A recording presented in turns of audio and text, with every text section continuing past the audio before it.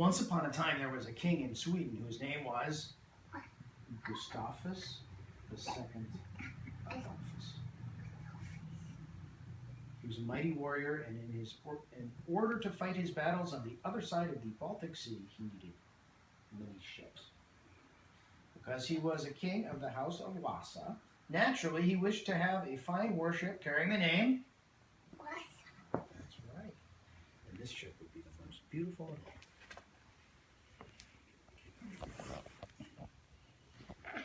He sent for a Dutch shipwright to design the boat. And they cut down many, many trees. How many? 1,000. 1,000 trees. They were big trees, too. And the timbers and planks that they sawed and chopped were no trifles either. The Vasa's rudder was over 30 feet tall. That's like as tall as our house. What is that? It's the rudder. The water. The rudder is what steers the boat, right? It's connected to the steering wheel, which is called the...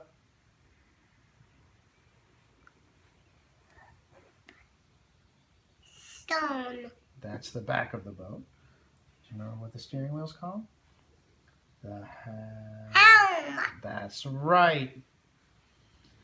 And that goes on the front of the boat. What's the front of the boat called? A bow. That's right. What is on the front of that boat? A lion. Go ahead. That's right, a lion figurehead. Vasa was born in Stockholm in 1627. Her cradle was alongside the Nybervikerhuriken Bay, where the Strand Hotel now stands. What is that? Here we see her just before she was launched.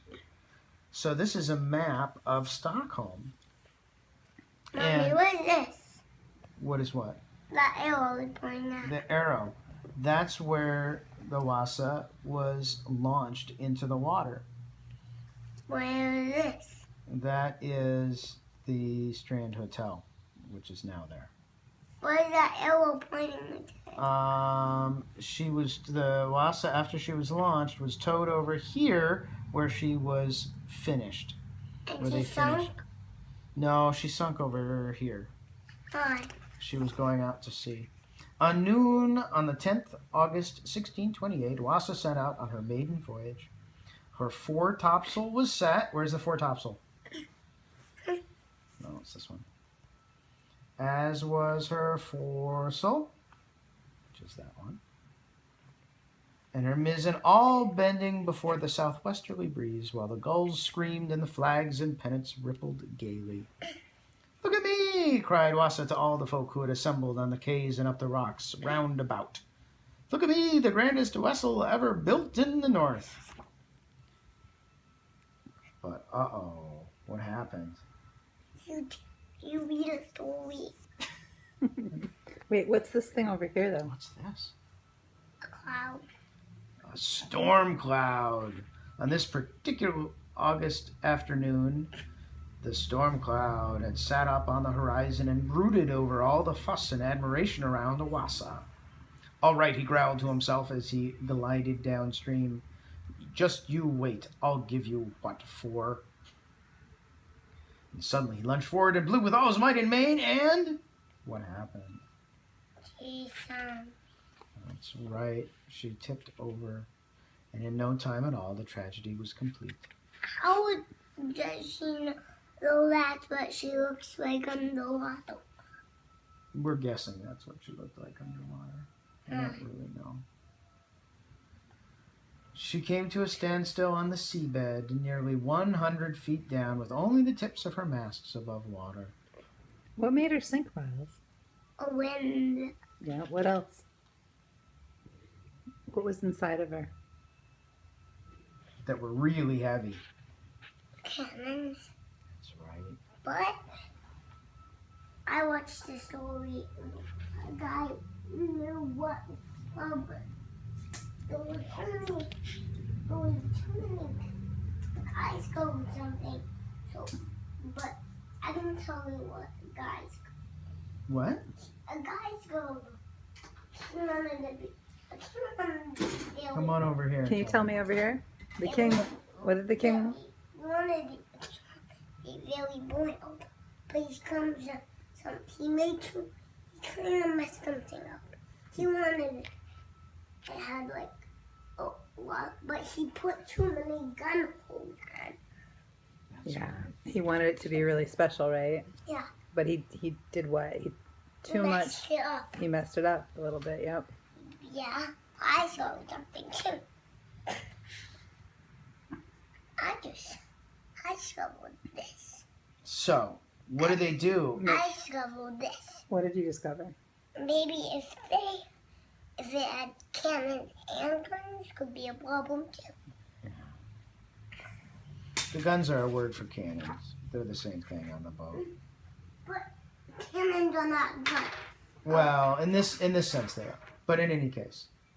So what did they do? What did they take out of the Vasa very quickly after it sank? Cannons. They did. They took out the cannons. They took 50 of them out of the 64 on board. My gosh.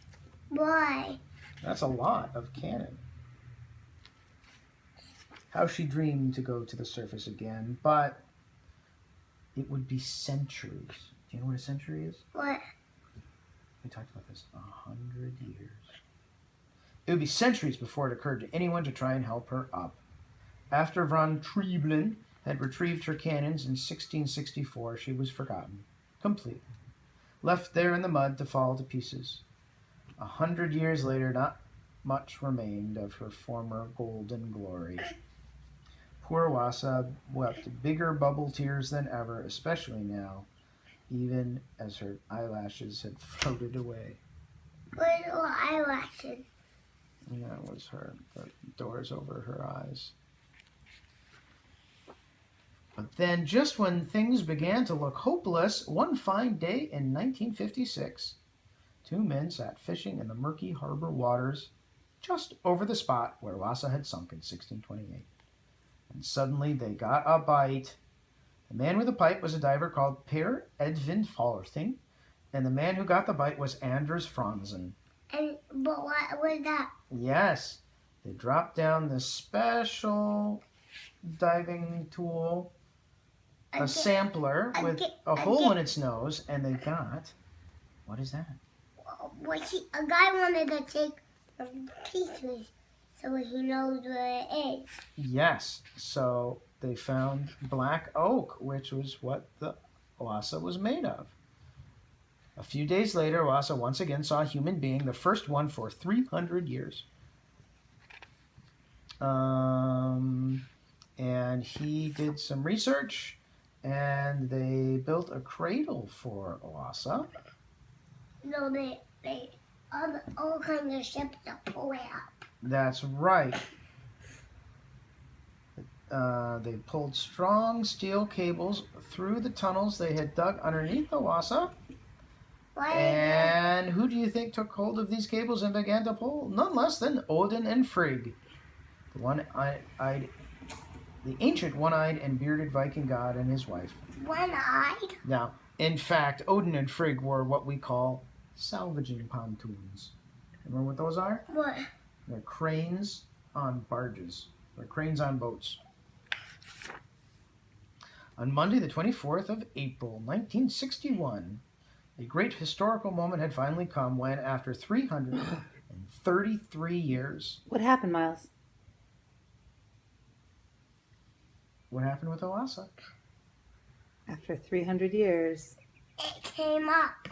They brought her up again.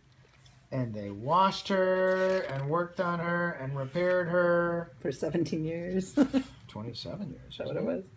Well, 61. More than it's longer than that. In 1962, Vasa was moored in a temporary establishment known as the Vasamutata Jurgenargen.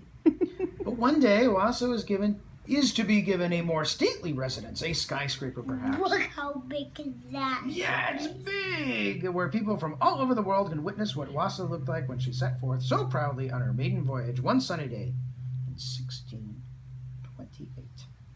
And now they've built a building, but it doesn't really look like that. But they did build a building for her, and we can go and see her. And you know what? Farfar is in there. How could she? We saw her in that video. Remember the picture of the building we watched, Mom? Oh, isn't that cool? Do you What if we keep looking at those? Can I like see like a video of that on your phone? Yeah, we can watch a video on the phone again.